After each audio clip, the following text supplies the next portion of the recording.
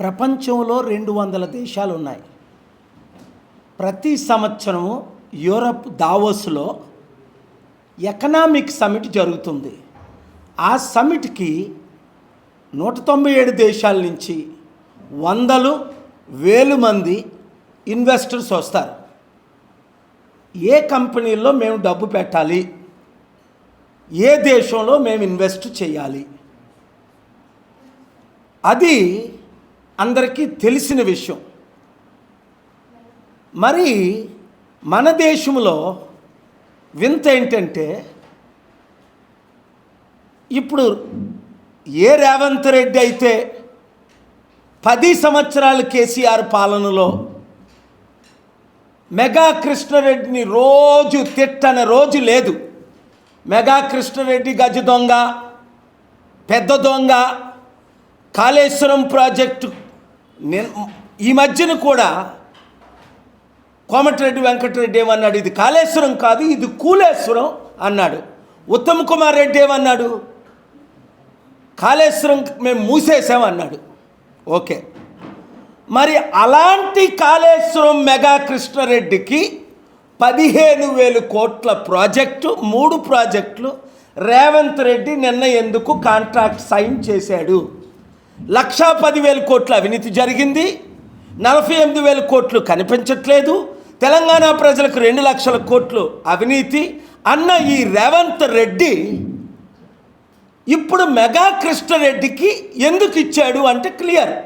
కాంగ్రెస్ పార్టీకి మెగా కృష్ణారెడ్డి ఎన్ని వందల కోట్లు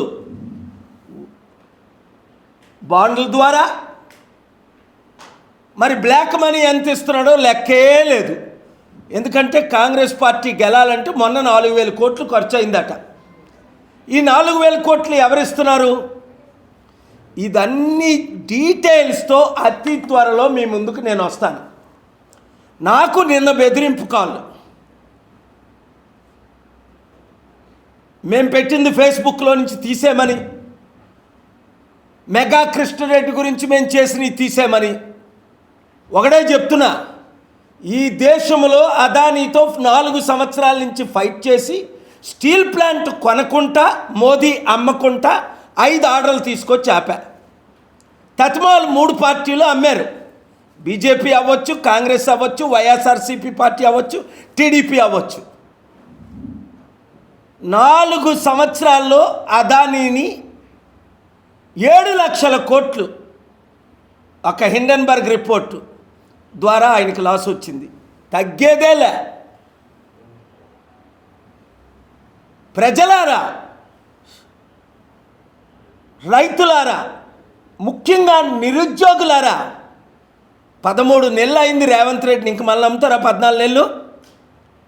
boycott TV9, boycott NTV, boycott Mega Krishna Reddy అని అతి త్వరలో రిలీజ్ చేయబోతున్నాను. మీరు నాతో ఉండండి. సర్పంచులందరూ మాకు కాంగ్రెస్ వద్దు, రెడ్ల పార్టీ, మాకు బీఆర్ఎస్ వద్దు, వెలమల పార్టీ 1%, మన బీసీల పార్టీ అయిన ప్రజాశాంతి పార్టీ కావాలి, 60% ఉన్న మన బీసీలు ఎందుకు రాజ్యాధికారం తేకూడదు? బీసీ ఎస్సీ ఎస్టీలు అందరూ కలిసి పనిచేద్దాం. 7569441275కి మీరు గ్రూపులు పెట్టండి. ఏ మెగా కృష్ణారెడ్డికి ఇక్కడే ఇచ్చేయచ్చు కదా డీలు. చంద్రబాబు నాయుడు 80,000 కోట్లు డీలు పోలవరం ప్రాజెక్టు లాంటిది ఇంటర్లింక్ ఇస్తుంటే చంద్రబాబు నాయుడికి అర్థమై ఆయన ఇవ్వకుండా ఆపేశాడు. కరెక్టే కదా, పోలవరం కంప్లీట్ అవ్వలేదు, ఇక్కడ కాళేశ్వరం కూలిపోతుంది. మళ్ళీ మెగా కృష్ణారెడ్డికి ఇస్తే చరిత్రహీనుడిని అవుతానని మెగా కృష్ణారెడ్డికి ఇవ్వలేదు. మరి రేవంత్ రెడ్డి ఎందుకు ఇస్తున్నాడు? అరే బాబు, నువ్వు హైదరాబాద్కి సీఎం, తెలంగాణకి కొన్ని వేల మంది బిలియనీర్స్ ఉంటే దావోస్లో నీకు ఒక్కడ దొరకలేదా? ప్రజలారా అర్థం చేసుకోండి, సర్పంచ్లారా అర్థం చేసుకోండి. ప్రజాశాంతి పార్టీ తరపున నిలబడి మీరు గెలవండి, 100 రోజుల్లో అభివృద్ధి చేస్తాను. Thank you very much. Mega కృష్ణారెడ్డికి 3 ప్రాజెక్టులు ఇచ్చాడు. ఇది క్లియర్గా 100 కోట్లు రాబట్టే కదా, 1000 కోట్లు రాబట్టే కదా. ఈ 12 గంటల ప్రెస్ మీట్ అంటే 1 గంటకు వచ్చి మైక్ పెడతావు ఏంటయ్యా? అవును, మార్నింగ్ రాత్రే పంపించాం, 10 గంటలకే బయలుదేరాల ఉదయం. మెగా కృష్ణారెడ్డి ఏ ఛానల్కి ఎంత ఇస్తున్నాడు? TV9లో 30% ఉంది. బాయ్కట్ TV9 అని మేము మొత్తం తెలుగు 2 రాష్ట్రాలు తిరిగేస్తాం. మారకపోతే, మార్పు రాకపోతే వాళ్ళు ఏదో అనుకుంటున్నారు. నాతో పెట్టుకున్న వాళ్ళు 7 మసి అయిపోయారు.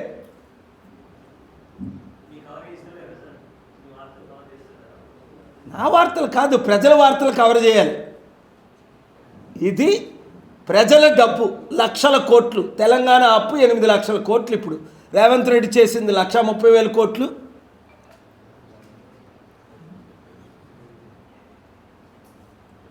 కేసీఆర్ గారు చేసింది 7 లక్షల కోట్లు. అప్పులు తెలుగు రాష్ట్రాలు అయిపోయాయి. ఇప్పుడున్న 7 పార్టీలు క్లియర్గా కనబడుతుంది. చిరంజీవి కాంగ్రెస్ విరుద్ధంగా పార్టీ పెట్టి కాంగ్రెస్ కమ్ముడు పోయడా లేదా విలీనమై? మోదీని బీజేపీని తిట్టి పవన్ కళ్యాణ్ బీజేపీకి మోదీకి చంద్రబాబుకి అమ్ముడు పోయడా లేదా? ఇవాళ చంద్రబాబు పెట్టిన భిక్ష పవన్ కళ్యాణ్ ఉప ముఖ్యమంత్రి.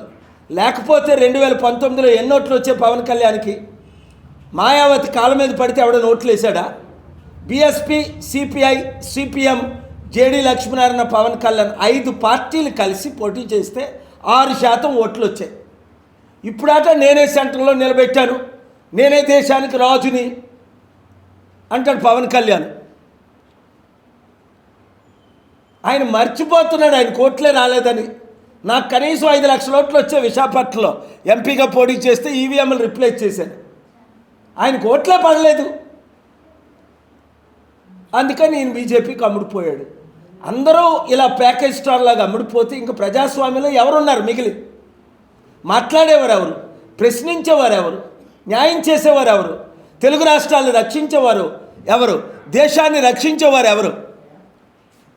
ఇప్పుడు ఆ మెగా కృష్ణారెడ్డికి ఇచ్చిన 15,000 కోట్లు ప్రాజెక్టులు ఎందుకు దావోస్లో వెళ్ళి, అరే ఇక్కడే మీరు బ్రేక్ఫాస్ట్ చేస్తారు కదా, ఇక్కడే మీరు లంచ్ చేస్తారు కదా, మీ ఇంటికి ఆయన వస్తాడు, ఆయన ఇంటికి మీరు వెళ్తున్నారు రేవంత్ రెడ్డి, మరి ఇక్కడే ఇచ్చేయచ్చు కదా డీలు. దావోస్లో ఇవ్వడం ఏంటి? కోట్ల రూపాయలు ప్రజలు ట్యాక్స్ పేర్లు డబ్బులు ఖర్చు పెట్టి దావోస్ వెళ్ళడం ఏంటి?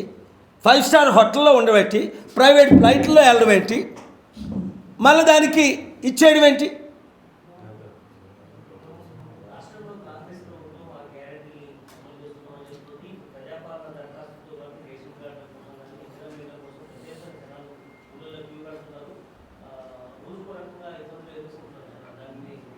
కాంగ్రెస్ పార్టీ రెడ్ల పార్టీ అని అందరికీ తెలుసు.